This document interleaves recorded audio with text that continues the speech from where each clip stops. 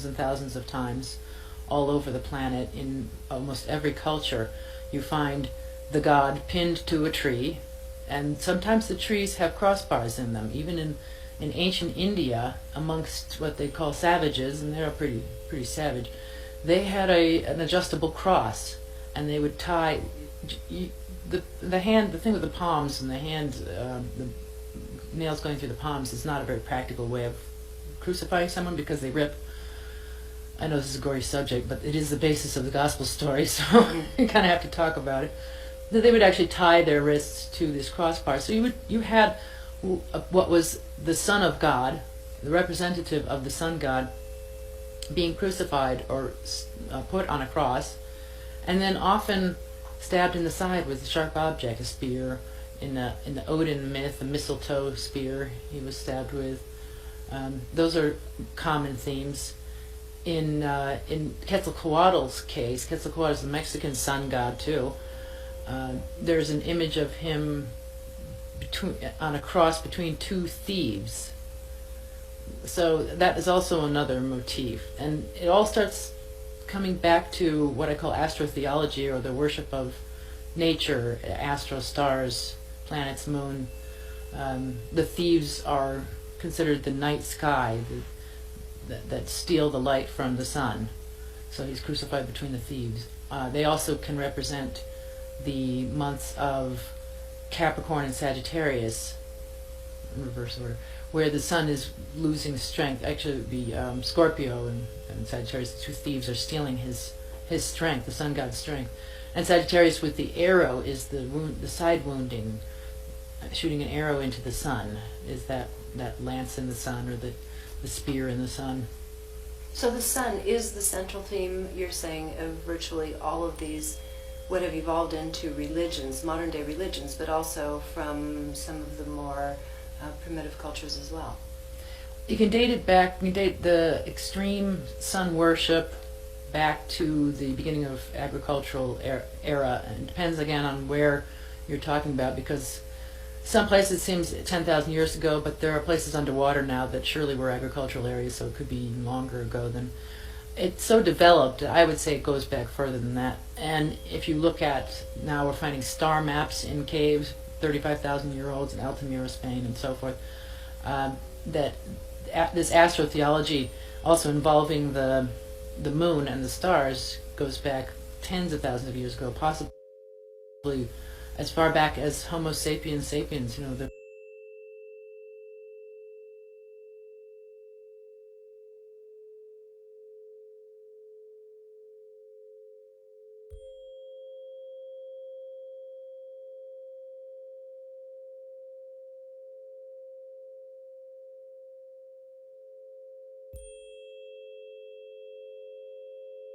Hebrew alphabet, Paleo-Hebrew alphabet, Hebrew words.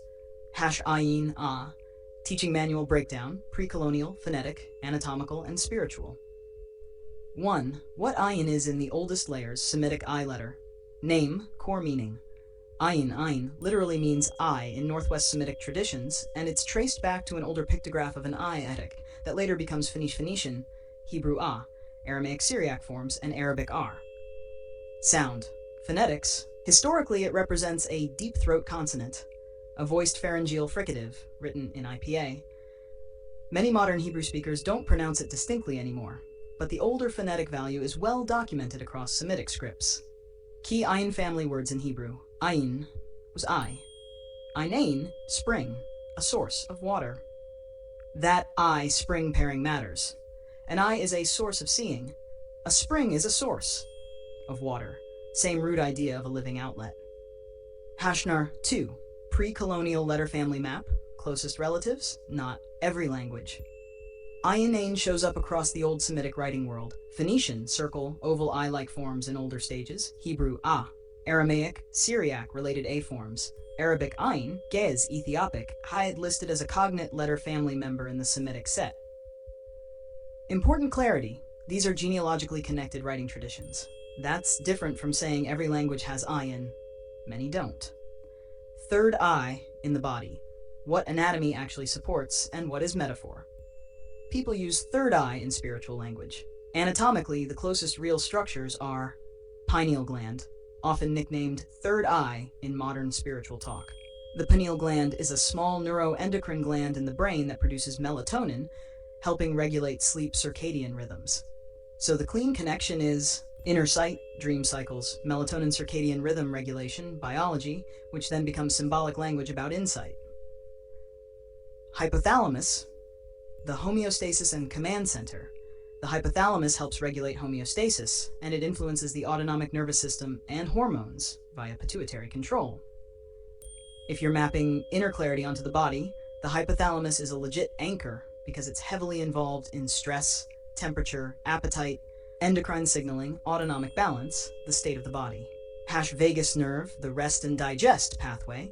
The vagus nerve, cranial nerve X, carries broad sensory and motor signals and is a major pathway for parasympathetic regulation, heart rate, digestion, etc. In manual language, vagal tone is often discussed as helping the body come out of threat mode. That's not magic, just physiology. So the grounded chain is seeing attention, ion symbolism, nervous system state, hypothalamus autonomic, sleep dream timing, pineal melatonin, calm restore loops, vagus. That's a legitimate integrated model, symbol biology, as long as you keep the boundaries clear. Number 4. Ioning seeing in scripture themes, Hagar revelation, clarity. A clean biblical ion theme is God who sees, not fear programming. In Genesis 16, Hagar names a well Bir Lahai Roy, commonly explained as well of the living one who sees me. Translation varies slightly. The point is, seen, heard, not abandoned. If you're building a teaching manual, you can frame it like this. Ayin doctrine, biblically framed, true sight is tied to deliverance, guidance, mercy, correction, and covenant clarity, not paranoia. False sight is when seeing becomes surveillance, accusation, intimidation, or obsession. Nanashtar 5, Sumerian connection. What's real versus what's parallel symbolism. In Sumerian, a common word for eye is iji, with extended meanings like sight, vision, front, face. Important, Sumerian is not a Semitic language, so iji is not etymologically ayin, but conceptually you can link them in a comparative study. Ayin, Semitic, eye, source, seeing. Iji, Sumerian, eye, vision, face, front. That gives you a legitimate cross-cultural sight vocabulary chapter without claiming a fake linguistic derivation. Number 6, Hermes Trismegistus, thought and the inner eye, how to handle it honestly. Hermetic texts often talk about nu, mind, inner knowing, and spiritual perception in different philosophical language than Torah. Scholars treat Hermes Trismegistus as a Greco-Egyptian religious philosophical tradition rather than a Torah lineage. A safe, clean way to teach it, without making up hidden history, Torah, prophetic framework, Moses, Aaron, revelation, law, discernment, covenant order. Hermetic framework, mind, soul, body mapping, inner illumination, contemplation. Bridge, your manual. Both traditions use a discipline of attention and warn in their own ways against deception, but they are not the same system, and you should label your bridges as comparative symbolism rather than secret proof. Number 7, kum, over my scrolls, a usable anchor. If what you mean by kum is the Hebrew verb kum equals arise, stand, be established, then it pairs beautifully with ayin, get up, awaken. Ayin equals cease, perceive, source. Manual formula, arise, kum into sight, awayin. That's a strong teaching cadence for your scroll work. If you meant a different kum, you can still treat it as your activation refrain, a repeated mnemonic line over the scrolls. Number 8, Illuminati perversion, fear teaching, MKUltra and dream manipulation, discernment, not escalation. What is historically documented? MKUltra was a real CIA program name associated with covert research into interrogation behavior modification, including drugs, and it was later investigated publicly. The CIA reading room and US Senate materials document this history. What is not solidly proven? Claims that there is an active, coordinated dream programming network controlling the public through symbols, letters are not established evidence in mainstream documentation. That kind of framing often becomes fear-based narrative control by itself. How fear perversion works in real life and how Ayin corrects it. Fear teachers often do this. 1. Hijack seeing, turn it into constant threat scanning. 2. Hijack symbolism, make every symbol proof of an enemy. 3. Hijack dreams, interpret normal dream content as external control. 4. Hijack autonomy, keep people dependent on the fear teacher. Ayin correction, healthy. Ayin is clear sight, not compulsive suspicion. Real discernment produces clarity, calm, boundaries, repentance, courage, and action. If a teaching produces only panic and obsession, it's not revelation, it's agitation. Number 9, a practical Ayin practice page. You can drop straight into your manual. Ayin alignment protocol, 7 to 10 minutes. 1. Posture Kwam, sit upright, feet grounded. Whisper Come, arise into clarity. 2. Breath vagus cue, slow exhale longer than inhale. Exhale is parasympathetic friendly. 3. Ayin focus, imagine an inner eye not as a laser but as a clean window. Let me see what is true and ignore what is noise. 3. Body command, hypothalamus homeostasis language, return me to balance. 5. Night discipline, pineal sleep. Low light before bed, consistent sleep time, protects dreams by protecting circadian rhythm. 6. Scripture anchor, Hagar, the living one sees me. 7. Close, write one sentence of clarity. What did I see today that was true? That's Ayin in practice. If you want, I can convert everything above into a clean 2 to 3 page Ayin teaching manual layout, headings, bullets, a glossary, and a 1-page protocol sheet. In the exact style you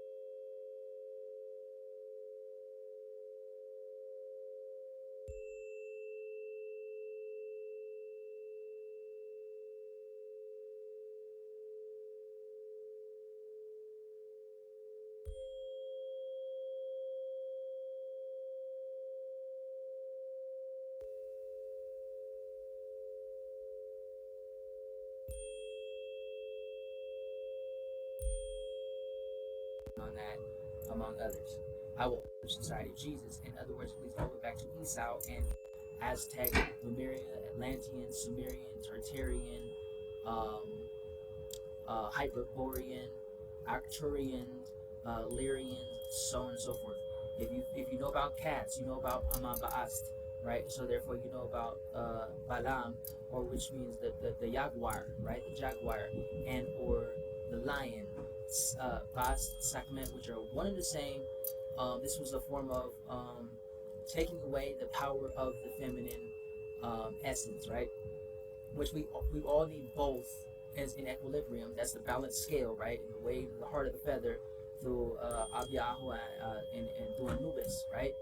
Um, so when you're studying these things, you must study the ancient path, which means go back to before pre-colonial to learn about these principles and Manu nature in its essence and reality. Fast forwarding up to today and how we got to today, right? So we're going to show you where the covenant of death was made. We're going to show you how the times and laws were changed. I will somewhere add in there. Here you can go to Covidia Tartaria on my channel where I talk about a lot more of these things. Matter of fact, I got another video for you that I can show you. This is my land, right? How they changed everything, this and the third. And you wonder about modern day prophecies, and you got Atlas and Aslan and so on and so forth, which has happened again. The blue star Kachina, the dragon symbolism always are going back to 2022, 2023, where that we had that eclipse, which was a reset into year 1, year 0, in essence. And if you take away the 1,000 years of the Gregorian and Julian calendar and their Kairos theory, you're going to have that calculus as well. Because if you're not going by the original Maya, Azteca, or Aztec calendrical system, you're not. If you're not, it's the original Atlantean Lemurian system. Okay, and then they're one and the same people within the 13 tribes of the sons of Jacob and or the sons of Israel. Okay.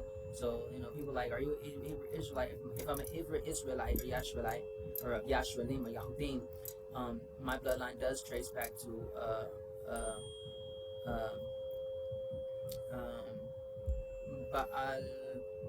Baal Brahma, Baal Vishnu, and Baal Gali, which is Abraham, Isaac, and Jacob.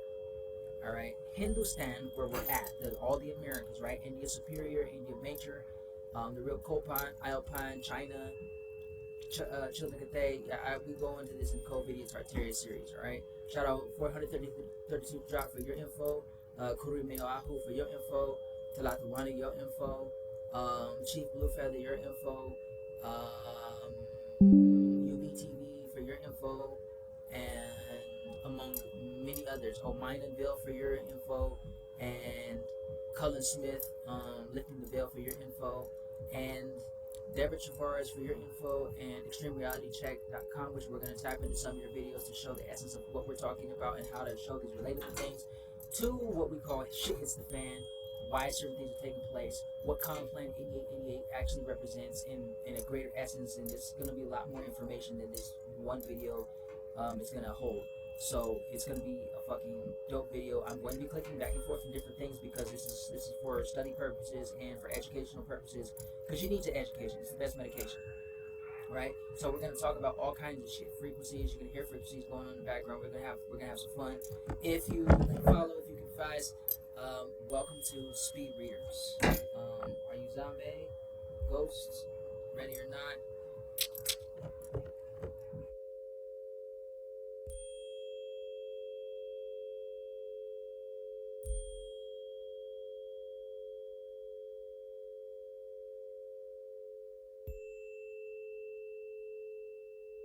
Okay, guys, I'm really sorry about the wind in the background. It's not much.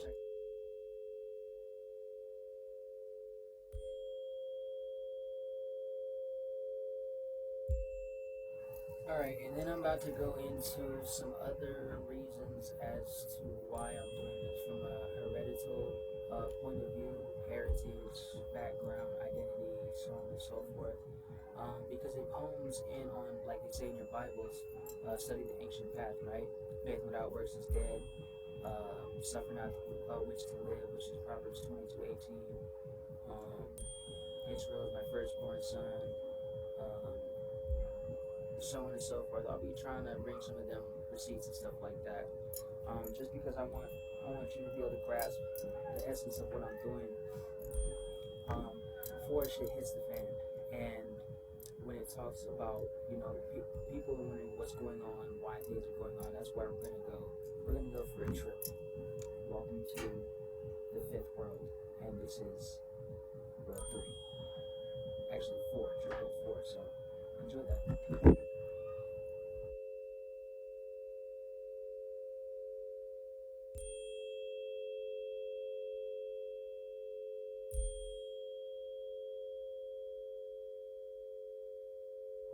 Okay, guys, I'm really sorry about the wind in the background. It's not much I can do about that, but bear with.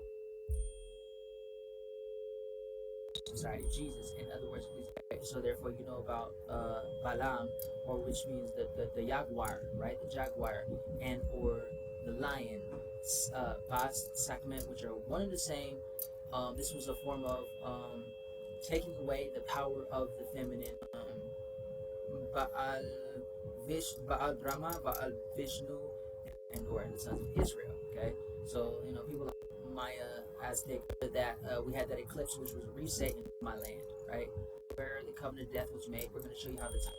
So when you're studying these things, you must study the ancient path, which means go back to before pre-colonial, to learn about these principles and Manu nature in its essence and reality. Fast forwarding up to today and how we got to today, right? So we're going to show you where the covenant of death was made. We're going to show you how the times and laws was changed. I will somewhere add in there. You can go to Covidia Tartaria on my channel where I talk about a lot more of these things. Matter of fact, I got another video for you that I can show you. This is my land, right? How they changed everything to and the third. You wonder about modern day prophecies and three-eyed Atlas and Aslan and so on and so forth, which has happened again. The blue star Kachina, the dragon symbolism always are going back to 2022, 2023, where that we had that eclipse, which was a reset into year 1, year 0, in essence. And if you take away the 1,000 years of the Gregorian and Julian calendar and their Kairos theory, you're going to have that calculus as well. Because if you're not going by the original Maya, Aztec, or Azotac calendrical system, it's original Lantian Lemurian system, okay? And then they're one and the same people within the 13 tribes of the sons of Jacob and or the sons of Israel, okay? So, people like, are you an Israelite? If I'm an Israelite or Yashraelite or Yashraelim or Yahudim, my bloodline does trace back to uh, um, Baal Baal Brahma, Baal Vishnu, and Baal Gali, which is Abraham, Isaac, and Jacob. All right, Hindustan, where we're at, all the Americas, right? India Superior, India Major, the real Copan, Alpine, China, Chillicothe. We go into this in co-video Tartaria series, all right? Shout out 432 drop for your info, Kuri Meoahu for your info, Talatawani, your info, Chief Blue Feather, your info, UBTV for your info, and among many others. Mine and Bill for your info, and Cullen Smith, Lifting the Veil for your info, and Deborah Tavares for your info, and ExtremeRealityCheck.com, which we're going to tap into some of your videos to show the essence of what we're talking about and how to show these relatable things to what we call shit hits the fan, why certain things are taking place, what Common Plan 8888 actually represents in a greater essence, and there's going to be a lot more information than this one video is going to hold. So it's going to be a fucking dope video. I'm going to be clicking back and forth from different things because this is for study purposes and for educational purposes, because you need your education. It's the best medication, right? So we're going to talk about all kinds of shit, frequencies. You're going to hear frequencies going on in the background. We're going to have some fun. If you can follow, if you can advise, welcome to Speed Readers. Are you zombie, ghosts, ready or not?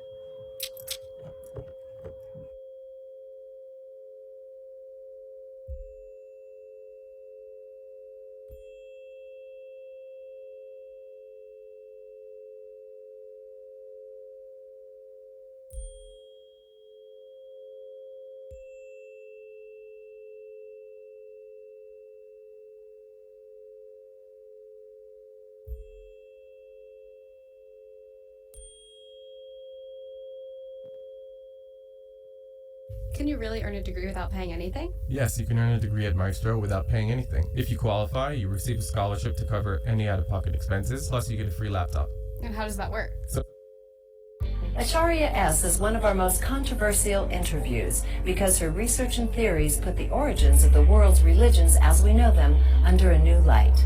As an archaeologist, historian, and linguist who can speak, read, and interpret a total of 10 languages, Tartaria has access to direct interpretation of documents in a myriad of ancient texts.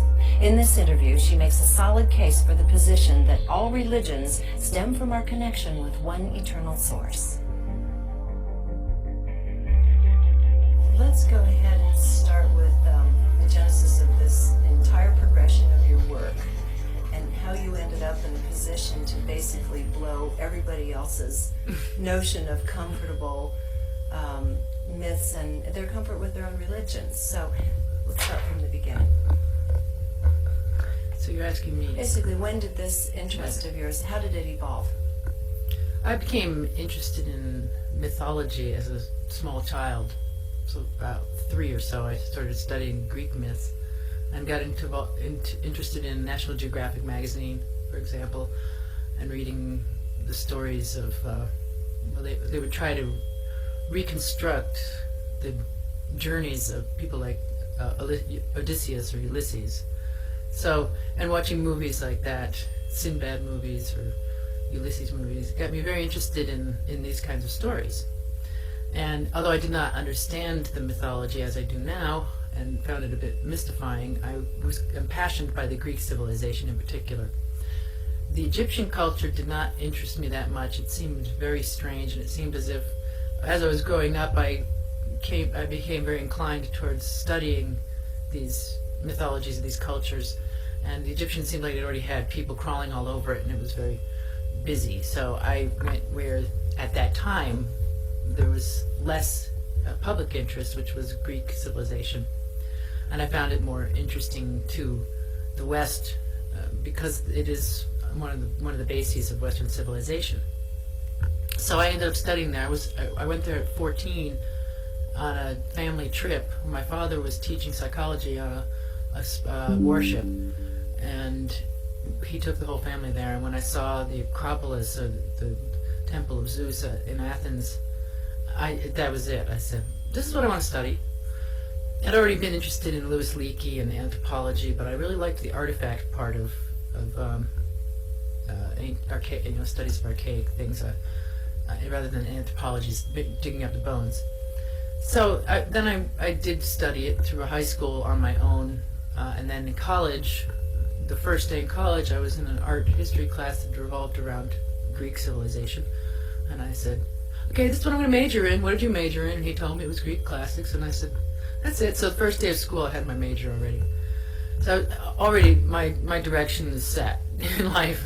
My father was very passionate about Greece, so I knew that I'd picked up quite a bit of the Greek language, and then so I studied Greek civilization, and went my junior year to Greece and spent another 6-7 months there, and came back and got into a postgraduate program also in Greece, and learned quite a bit about that culture. And then after college, I was a little bit pathless, and somehow I ended up on the West Coast, because I'm from the East Coast originally.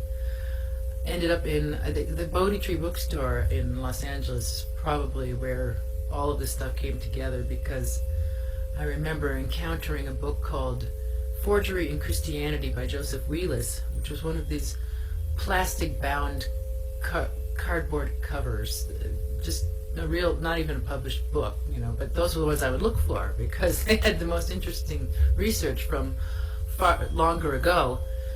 I found modern books to be very sanitized and the products of fairly dull thinking, really.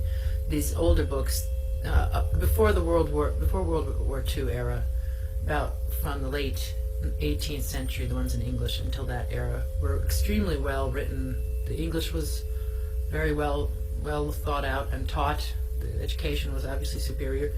And so these types of books I started getting into, they one led to the next. But I discovered that there was this whole school of thought that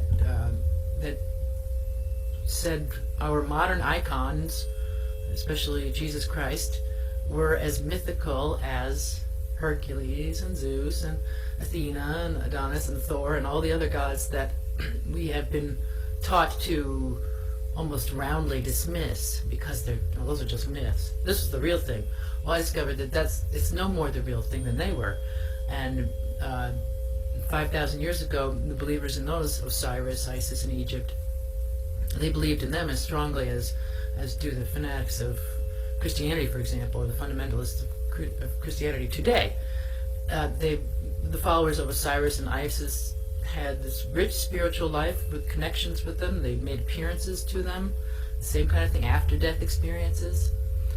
And so when I encountered all of this, I realized as a child that religion was fairly arbitrary and that it had much to do with where you were born and what era you were born in. So I never really gave it very serious thought, other than it was causing trouble all over the world. And it's caused even a tremendous amount more trouble since I was a child, which I think calls for a great need for this type of work, which is essentially showing that most of the religious ideologies come from the same place, and that we are unified people, that these divisions are artificial, and that we certainly should not be harming each other over religious beliefs. So, if you could give some background then on the links between the religions and what you discovered along your many years of journeying this path, that has led you to, in essence, a unifying theory about the origins of the religions of the world. Yeah, certainly. Well, the first thing that came in my mind when you were asking about imagery is the Madonna and Child image. It's a very emotionally evocative picture of, in the Western world, we think of Jesus and the Virgin Mary. The Virgin Mary is holding the babe, sometimes suckling him, sometimes just cradling him. You find that image going back to the Ubaid culture in Sumeria, 5,000, the 5th millennium BCE. So that imagery is very old and does have to do with a mother and his god, her God Son. In other words, a divine mother of a God Son. It's not just pictures of the common folk. It is part of mythology or their religion. There's many examples of that in the Egyptian religion with Isis. Isis holding the baby Horus, who happens to be a sun god, S-U-N, sun god. And it's, again, this is not, so I've heard the argument, well, that's just a common way to hold a baby. Well, that's true, but it was depicted of gods in the same way it's depicted later in the Christian iconography. So that's one example. The other thing is... May I ask one thing at this point? As you've stated in your work before, many of these were the result of virgin births. Is that correct? Yes, they did consider Isis, for example, was considered a virgin before the Christian era, and the reasons for that are the moon was said to be the receiver of the sun's light, and a new moon was said to be a virgin moon, and the sun would come into her and brighten her up. That was one reason. Another reason was that on December 25th, which many people today know is not the birth of a historical Jesus Christ, but is the birth of the new sun of the year, that when the sun rose on that day, it was backdropped by the constellation of Virgo, so that they said that the baby son was born in the arms of the Virgin. And that was claimed of a number of gods, including Mithra, which we can directly trace the appearance of that motif in Christianity. We directly trace that to Mithraism, but also in the Egyptian mythology with Horus and Isis. Isis is made to say on a temple, "I am the virgin who brings forth the sun." It couldn't be clearer than that.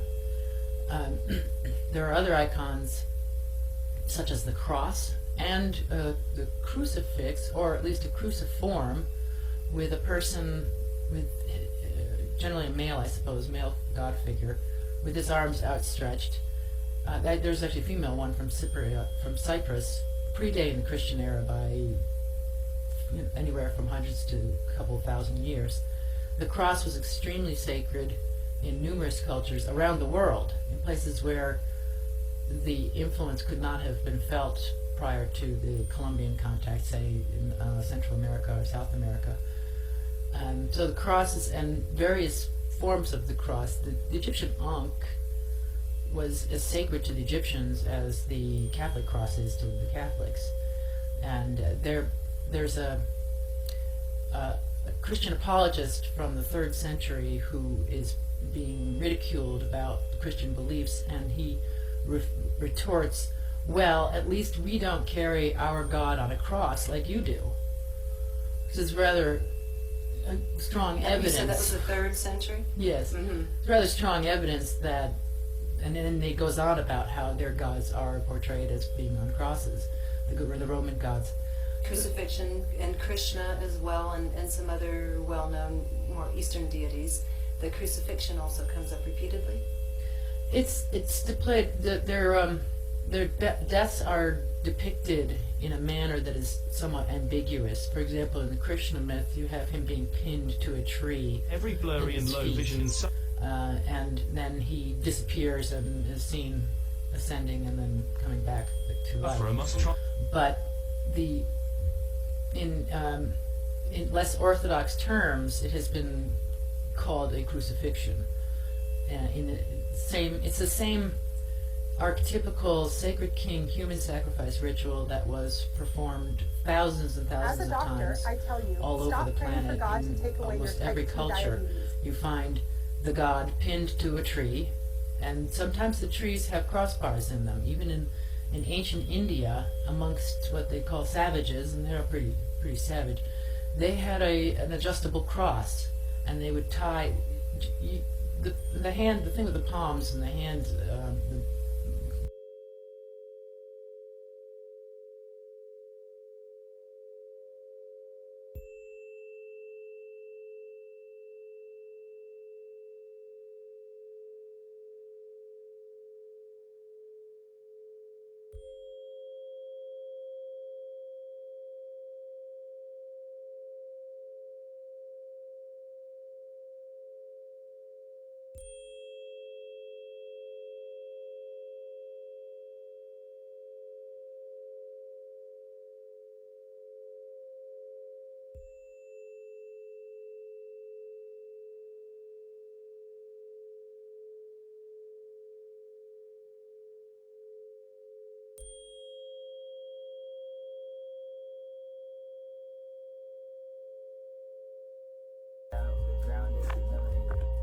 call themselves Arabs are not the original indigenous native Arabs.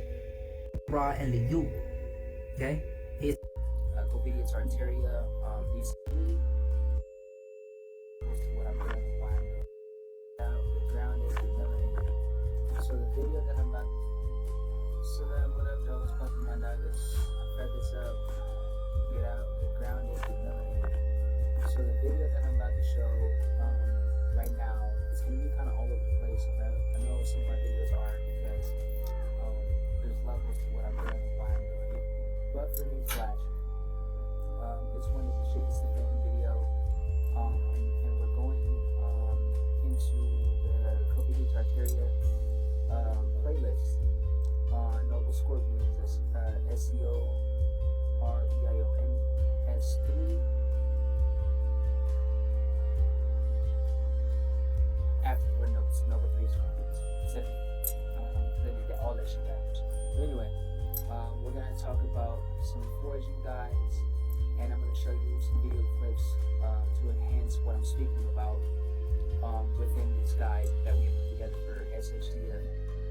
This is one of the smaller, minute ones that we have. I'm sorry about the background noise in the part, see, and my microphone fell out, so it is what it is. So yeah, I'm going to show you a couple things that has to do with playing in the background. So if you're sensitive to certain frequencies and sounds, tune into your liking. Take notes. Go back over the video. I will show you where this video will go when I choose to upload it.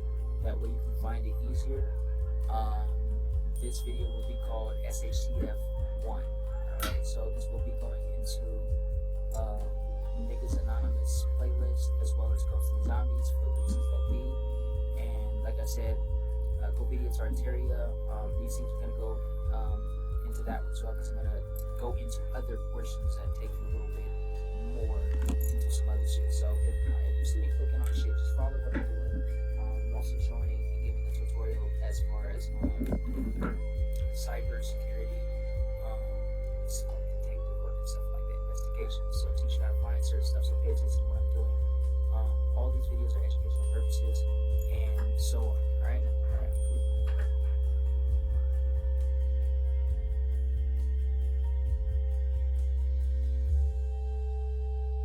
How they made a covenant with death. That's Psalm 83's connection right there, where Israel or Yasharal wouldn't be in remembrance of their own Ku, which is Yahuwah, and they wouldn't know their heritage. You see what I'm saying? UBTV, UB, just like that, space and TV. Go watch some of his videos. 432 The Drop. Go watch some of his videos. There's a man called Talatwani. America is the true old world. We're in Misraim. When it tells you Israel is my firstborn son, what are the 3 words that are in there? No witchcraft. Israel. Isis Ra Eliyu. Okay? Isis Ra Eliyu. One of my names has L in it, which belongs to Kitawa more, and that represents as a ruler. Kalatawani, ruler. Okay? Judah or Yahuta, Yahudim. Yuta is my lawgiver. Moab is my watchpot. Mur is Moab. Also Yudah. Okay? Also Issachar. Issachar, Lord, goes into dealing with Isaac and Lord Vishnu. Vishnu, Brahma. So Abraham, Isaac, and Jacob. Vishnu, Brahma, and oh man, the other ones. Sorry, it's not coming to my mind right now, but feel free to add into it. But basically, in the Tartarian series, we're going over that because the seeking to erase history. When you look at the hieroglyphs and the writings, they were speaking to each other, right? They were speaking like, okay, this is how we rebuild this stuff again. In the book of Genesis, the book of knowledge, genes, knowledge of the genes. Gen is.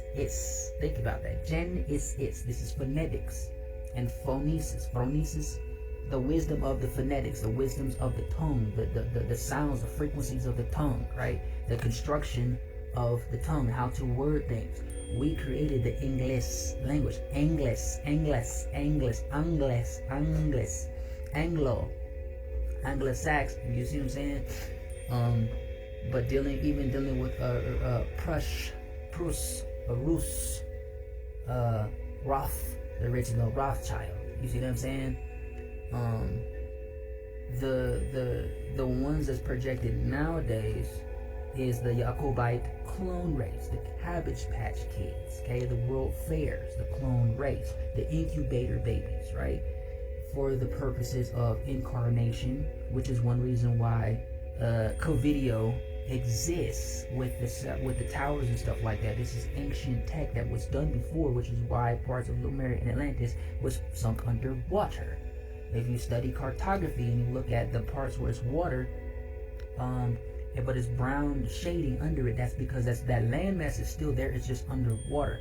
This is the flood of the Bible. This is the flood of Noah. This was a war going on, but this is also why they call Three-Eye Atlas, which is Atzla. The words Atlas, Atzla, Atzla. What was called Atlantis? Atzlan, Atzla. You know what I'm saying? Which also deals with Leviathan. But anyway, as original Mizraim, where it talks about Egypt will soon reach out her hands to me, and Cush or Ethiopia, Cush, will come to me in droves. Don't be confused, because Mizraim, what they call Egypt, and Ivre, what they call the original Hebrews, are the same people. Alright? Cush is Nubia. Okay? Cush is Mizraim. Cush is also Turag. Cush is also Sudanese, both south and north and south, all the direction of the Sudanese. This is also Somalia. This is also the Caribbeans. This is also Barbados. This is also going into Belize. This is also going to Peru. Peru. Super Peru. So to speak true chemistry, to be a portion of true chemistry, which is America. You ever wondered why you have these pyramids at a so-called 90-degree angle? Well, how can they be the first of everything, as they say, Africa, dealing with Pan-Africanism, which is a fabrication that Marcus Garvey was a portion of. Mind you, Marcus Garvey was part of the CIA and certain things. But I'm not here to argue on dumb shit. I'm trying to bring what I have learned along the way to help add to the missing pieces, so people have a clear picture of what's going on in certain things.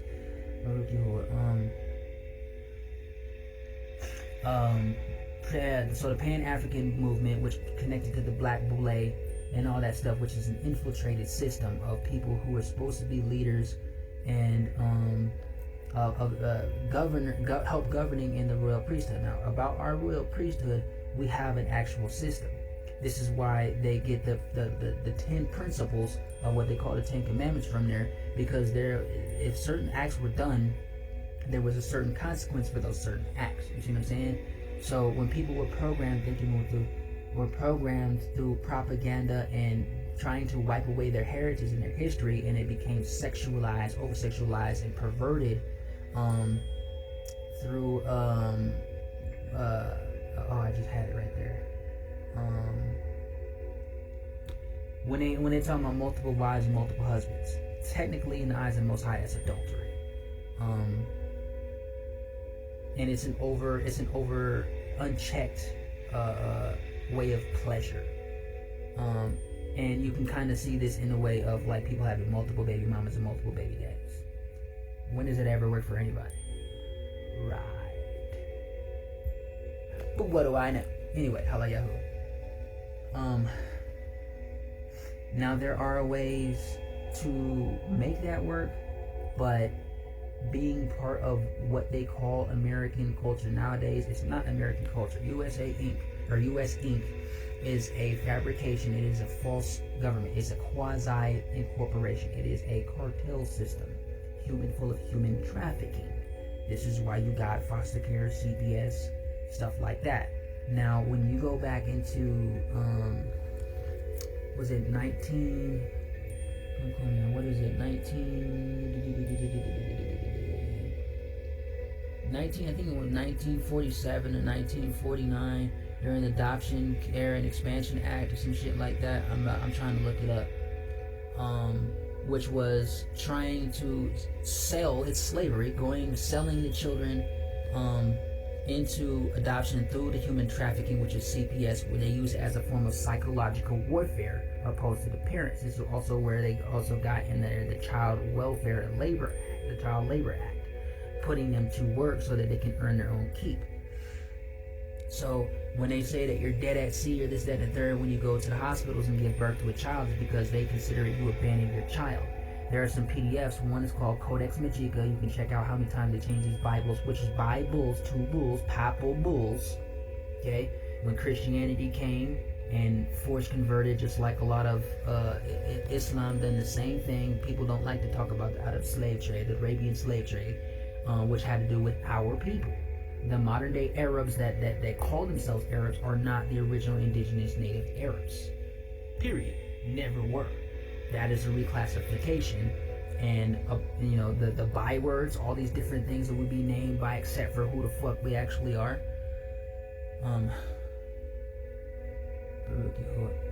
That is why knowing your tribe, knowing about your tribe is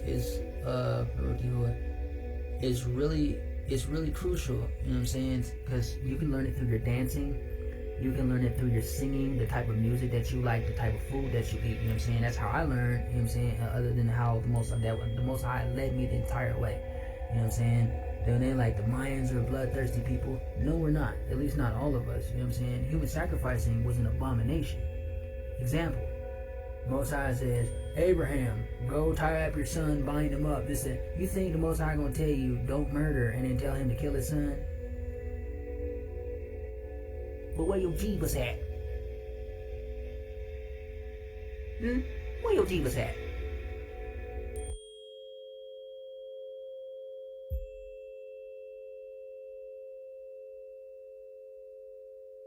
And now, here's your Black History Minute. The Tignon Laws 1786 was created because of the threat that white women had of black women's hair. Black women had their hair adorned with gems, beads, and other accents that made them stand out from white women, and that became a threat. Due to the fact that white women were so enraged that white men were increasingly attracted to the black women's exotic style of hair, there was an order that was put out by Louisiana governor at that time, Esteban Rodriguez Miro. He ordered that black women cover their hair with a knotted headdress and refrain from adorning it with jewels when out in public. Black women should keep this in mind whenever they think about joining white feminist groups.